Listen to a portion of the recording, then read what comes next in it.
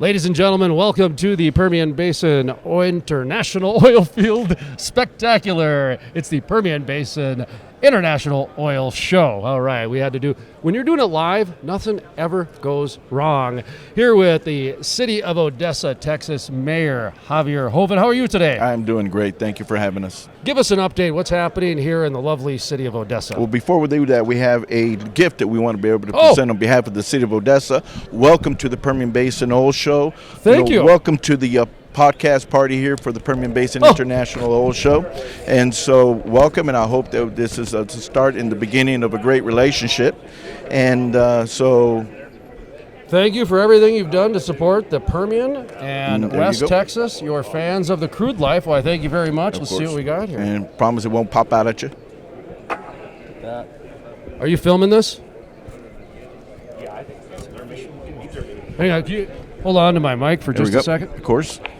Nothing but cooperation. 5-year warranty in Fort Worth. Javier, you need 2 mics? Yeah, a lot of hot air. There you go, a likeness. There you go. Looks just like the guy from The Princess Bride, I think. Either way, we'll take it. The mayor from Stranger Things. There you go.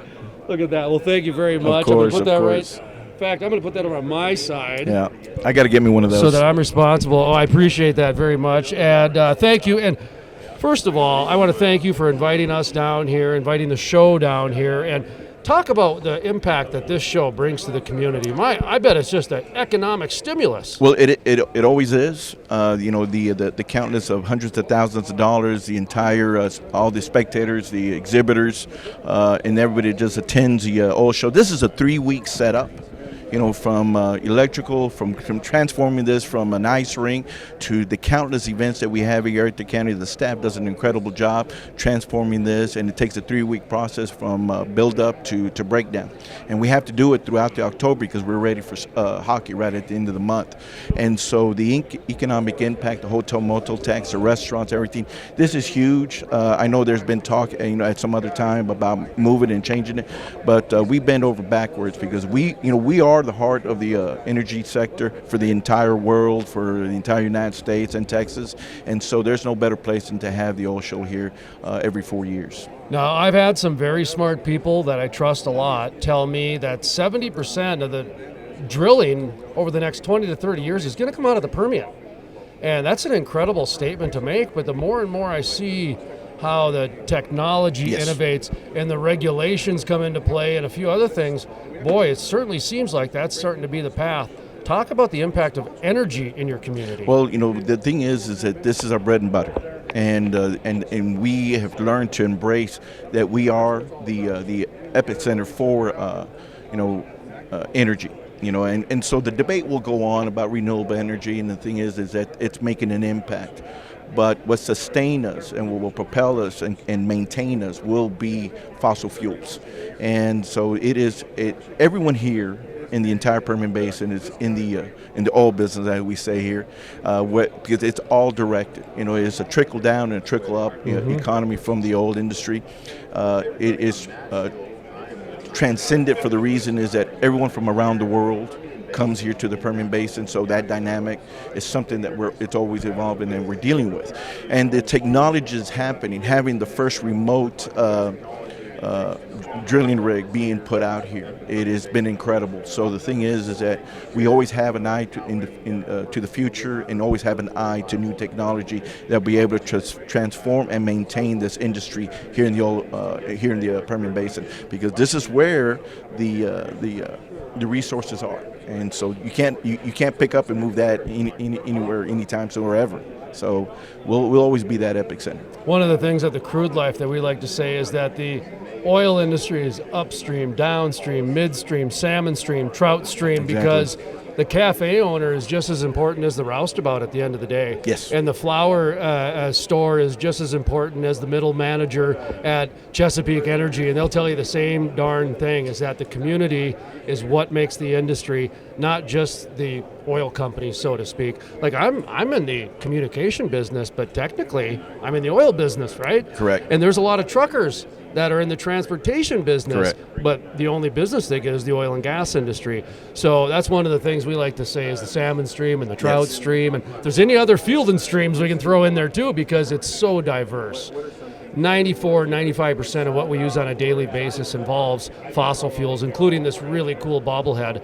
And it's a challenge to educate people when emotion dictates over fact right now. Yes. Are you having any issues out in the world outside of the Permian with people? The Midland mayor said he was kind of getting a little set up by the media sometimes, and he'd get some scowls when he went to other places and everything. Are you experiencing anything along those lines, being from Odessa? Well, the thing is that out in the field you have a diverse workforce that comes in and out.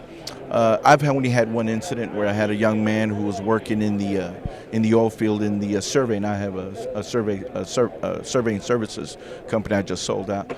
And so this young man was from Austin, and we were speaking, and so he was doing surveying. He was doing surveying out in the oil field, and he was complaining about how fossil fuels and drilling impacted the environment and how he was against it. And I just listened to him, and I said, but here you are cashing the checks, and I said, so how do you stand by that? He immediately quit right after that. So that's about it. The thing is that you do have people that have their opinions, which they have every right. Everyone has a right to their opinions, but the facts are the facts. Is that we impact the environment, but one thing that the oil field industry needs to do better is communicate how we have cut emissions, how we our impact on the footprint in the environment is very little to small. And so when you go back out there and we wind up completing a wellhead and things of that nature, it goes back to being natural. And you witness it. So the thing is that we're leading the industry in being environmental friendly. And we'll continue to do that. And that's one thing that we communicate as people start coming in here, start seeing the industry at work, they start realizing and start changing their mind. But we have to be, as an industry, be better at communicating that. Amen. I tell oil companies all the time, and energy companies, the midstream, upstream, salmon stream, you name it, get out there, tell your story because somebody's telling it. So get out there and tell your story because you are the leaders in the environmental innovation world. If you look at the last 150 years, humans have been decarbonizing on their own. We started with hay and wood, and then we went through coal and whales.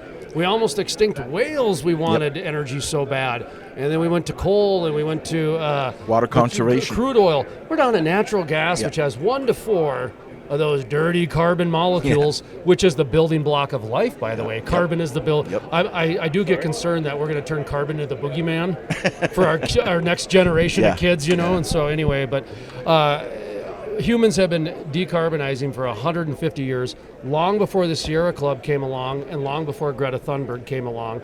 And that's not a knock on the Sierra Club, and it's not a knock on Greta Thunberg. They're just jumping on a movement that's been happening. And so I do believe industry needs to stand up and tell their story. And thank you for doing that today. Well, we've even partnered with Pioneer, and they'll be able to take some of their wastewater and treat that, and they'll be able to use that as a renewable source to be, put it back in the industry.